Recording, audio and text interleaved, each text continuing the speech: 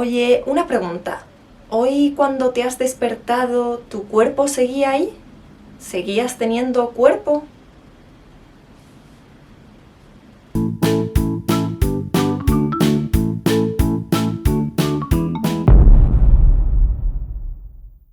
Estamos tan acostumbrados a tener un cuerpo, a ser un cuerpo, que esta pregunta resulta extraña y estúpida, ¿verdad? ¿Cómo no vamos a tener cuerpo? ¿Cómo nadie no va a tener cuerpo? Un cuerpo es buena parte de lo que somos, ¿no? Pero dentro de ese cuerpo, dentro del cráneo, tenemos un órgano con la manía de introducir dudas hasta en los aspectos más básicos de la existencia y generar casos que hacen arquear las cejas de cualquier cuerpo, sea tuyo o no. Casos como el de la paciente ASG, que de repente, en un chasquido, empezó a perder su cuerpo a ratos.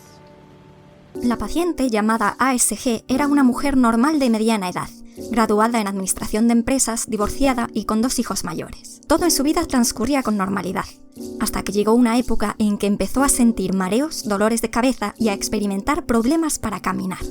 En el hospital llegó la mala noticia. Sus síntomas se debían a que tenía un tumor en el cerebro, un meningioma intraventricular alojado en su atrio derecho. El tumor era ya demasiado grande para extirparlo por vías menos invasivas, así que tuvieron que entrar a por él a través de la corteza, por el giro angular del hemisferio derecho. La operación fue bien. Aunque la extirpación del tumor había causado bastantes daños colaterales, la paciente se recuperó dentro de la normalidad. A los pocos días de la operación, solo refería un poco de entumecimiento en la mano y pie izquierdos, en ciertos momentos del día. Los exámenes neurológicos mostraron tan solo leves secuelas, como una ligera pérdida de sensibilidad en el lado izquierdo del cuerpo, pérdida de visión en una parte del campo visual y un poco de vértigo. Nada de lo que quejarse teniendo en cuenta el boquete. Pero a los 5 meses empezaron las cosas raras. Un día que estaba paseando a su perro, pasado tiempo del alta, la mujer de pronto sintió algo que jamás había experimentado, y algo que seguramente jamás sospechaste que se podía experimentar. Sintió que el lado izquierdo de su cuerpo había desaparecido. Simplemente no estaba. No es que lo sintiese entumecido o insensible al tacto, simplemente ya no estaba presente. Obviamente sintió terror, y se miró de arriba abajo ese lado. Su parte izquierda en efecto estaba ahí. La podía mover sin problemas, pero de algún modo, para su cerebro, era como si no estuviese. Como si esa parte del cuerpo fuese un objeto ajeno del entorno y no de sí misma. Esa sensación de no tener la parte izquierda afectaba la pierna, tronco, brazo y parte izquierda de la cabeza, como si alguien hubiese recortado esa parte. Le venía de pronto y le duraba desde minutos a horas. Es importante distinguir que la paciente no es que hubiese perdido la sensibilidad en esas partes del cuerpo o la capacidad de moverlas a su antojo, como ocurre en casos, por ejemplo, de hemiplegia o paraplegia. Durante esos episodios, ella era capaz de mover esa parte y de percibir sensaciones, como una caricia o un pinchazo, pero no tenía esas partes. No formaban parte de su cuerpo. El problema residía en que, por así decirlo, perdía el sentido de integración de esas partes en su consciencia. En su experiencia subjetiva, a su lado izquierdo había un vacío. Es difícil de imaginar, ¿verdad? Trata de pensar en que estás manejando un coche a radiocontrol. E imagina que ese coche radiocontrol tuviese un sensor que cada vez que choca con algo, tú percibes el choque en la pantorrilla. El choque obedece a tus comandos, tú lo mueves y obtienes sensaciones de lo que hace el coche. Pero ese coche no eres tú, no forma parte de tu cuerpo. Pues la parte izquierda del cuerpo de la paciente se convertía en ese coche. Algo que le obedecía y le transmitía sensaciones, pero un objeto aparte de su cuerpo. ¡Qué movida, eh! Esos episodios de pérdida de cuerpo le pasaron frecuentemente durante 4 meses. Después, paulatinamente, fueron desapareciendo. Este caso de la paciente ASG es uno de los últimos casos publicados de una condición extraña pero fascinante, la somatognosia. Asomatognosia significa falta de reconocimiento del propio cuerpo. Pero ¿cómo puede ocurrir algo así? ¿Cómo puede el cerebro perder la noción del cuerpo? ¿Qué pasa ahí arriba para perder la noción de lo de abajo? En tu día a día vives con la sensación constante de ser alguien, ¿no? Eres un ente con un cuerpo concreto y con una mente, una experiencia subjetiva concreta, separado y delimitado de los demás cuerpos y mentes, de las demás cosas. Un tú. Esa experiencia de ser tú se construye a partir de la combinación de información que está en nuestro cerebro y que está llegando a nuestro cerebro.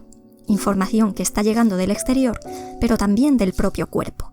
Puede que no seas consciente de ello, pero tu cerebro está constantemente recibiendo información sobre tus músculos, tus articulaciones, tus órganos, su posición relativa a otras partes de tu cuerpo, su posición con respecto al centro gravitatorio. Es un torrente constante de información llamada propioceptiva, interoceptiva y vestibular. Todo compone la percepción del propio cuerpo, su estado y su posición, un monitor corporal en toda regla. Si te pido ahora mismo que cierres los ojos y te rasques el pie derecho con la mano izquierda, tu sistema nervioso es capaz de ejecutar esa petición con precisión porque sabe dónde está tu mano izquierda y en qué posición está tu pie izquierdo. Eso es propiocepción. Si te pido que digas si tienes hambre, por ejemplo, puedes hacerlo porque tu sistema digestivo está mandando información a tu cerebro. Eso es interocepción. Si puedes decir con los ojos cerrados si estás tumbado o de pie, en parte es gracias al sistema vestibular. Estas fuentes de información propias son vitales para nuestro desenvolvimiento diario, aunque pase prácticamente desapercibida. Cuando algo en este sistema de monitorización corporal falla, empiezan a ocurrir cosas de lo más variopintas, como ser incapaz de coger un objeto porque el cerebro no es capaz de medir la fuerza que está siendo ejercida por los músculos, ser incapaz de sentir hambre o sed, o percibir que todo el mundo está girado. Y dentro de las cosas variopintas que pueden pasar cuando alguno de estos sistemas de información corporal falla, hay un microuniverso de cosas fascinantes llamada desórdenes del esquema corporal. Estos desórdenes se deben, grosso modo, a que el sistema propioceptivo está comprometido de alguna forma y emergen porque partes de nuestro cuerpo se salen de este radar del cerebro o le empiezan a suministrar información equivocada. Son manifestaciones raras pero fascinantes, fallos en la percepción del propio cuerpo en algún aspecto. Tamaño, posición, control o incluso su existencia. Los desórdenes del esquema corporal son esas cosas que te hacen mirar al cerebro y preguntarle ¿qué te pasa? ¿Por qué eres así?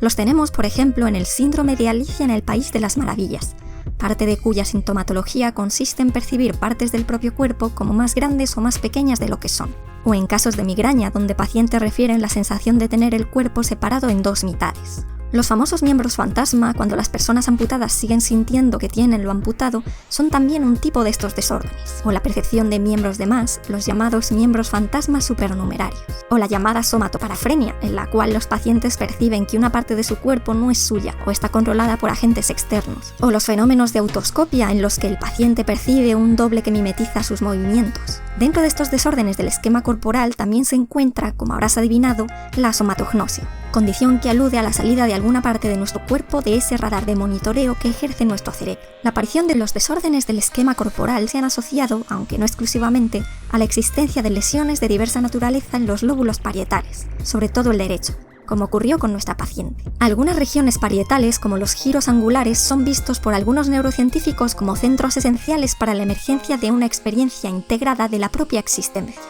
Centrándonos en la somatognosia, lo que se supone que pasa a los pacientes como ASG, describiéndolo de manera simplista, es que de esos presuntos centros de integración emerge una experiencia corporal incompleta, porque se han lesionado las áreas dedicadas al procesamiento de la propiocepción de determinadas partes del cuerpo. En esos hipotéticos módulos de integración global seguirían entrando los inputs del resto de sistemas exteriores e interiores, pero al faltar esa pieza, la experiencia emergente sería la de un cuerpo sin alguna de sus partes. Cuando la lesión no está en las áreas cerebrales que procesan las señales propias, sino en las vías nerviosas que suplen a estas áreas, como en casos de seccionado de la médula espinal, la información propioceptiva también se pierde. Pero los sujetos con seccionado medular no presentan, por lo general, grandes distorsiones del esquema corporal como las que ocurren en la somatognosia, u otros desórdenes de esta extraña familia. Ello parece indicar que lo que es relevante para producir estos desórdenes no es la mera pérdida de las señales que llegan desde los músculos o las articulaciones, sino las áreas dedicadas a su procesamiento. Esto lleva a algunos investigadores a pensar que en ellas existe una representación offline básica del propio cuerpo en el cerebro, y que los inputs ascendentes lo que hacen es actualizar esa representación en función de lo que hagamos, lo que llaman representación online.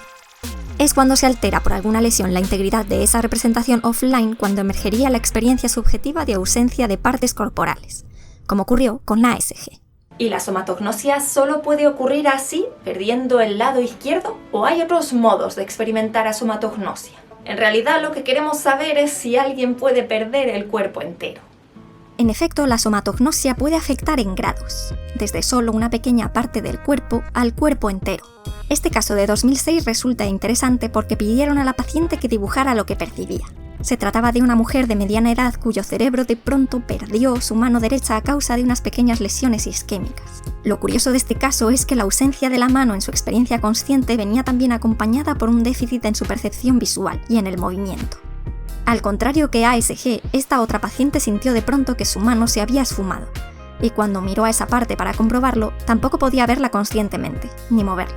Y es que es relativamente común que las asomatognosias se acompañen de déficits perceptivos o atencionales, que afectan a otras modalidades, en este caso la visual. Aseguraba que podía ver a través de su mano, que su brazo terminaba en un corte limpio, y que el miembro perdido fue retornando poco a poco a su experiencia integrada, apareciendo primero el borde, luego la palma con unos huecos, y luego los huecos se fusionaron hasta que se rellenó del todo. En este caso las lesiones no estaban en el lóbulo parietal, sino en la corteza premotora.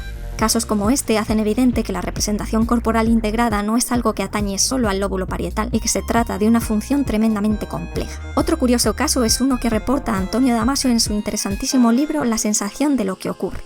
Se trataba de una paciente que tras un accidente cerebrovascular desarrolló pequeñas lesiones epileptogénicas.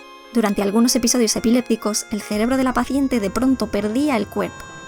Ella seguía estando completamente lúcida, sabía quién era y dónde estaba, pero la experiencia integrada que emergía de su cerebro en aquellos ratos era la de una mente sin cuerpo. Lo curioso es que sí podía percibir los componentes viscerales. Por ejemplo, podía sentir su corazón latiendo, como si su cerebro se hubiese inyectado con el compuesto del hombre invisible que hubiese dejado solo el componente visceral. La somatognosia es pues una condición de esas que hablan de la enorme complejidad del cerebro. Como ves, la somatognosia y otros desórdenes del esquema corporal son casos poco frecuentes, pero tremendamente interesantes. Estos pacientes con lesiones están ayudando a entender uno de los misterios cotidianos: cómo el cerebro trabaja para construir una experiencia integrada del ser a partir de los trozos que ya tiene, y de los trozos segmentados que le llegan por diferentes sentidos. Cómo trabaja al fin y al cabo para crear eso que sentimos que somos. Hasta aquí este vídeo sobre el extraño caso de la mujer que perdió su cuerpo. Si quieres apoyar el canal, recuerda que puedes llevarte a casa esta lámina para poder preguntarle al cerebro todos los días qué diablos le pasa. Y si quieres seguir descubriendo las cosas más extrañas de este órgano y de nuestra naturaleza, no olvides suscribirte al canal.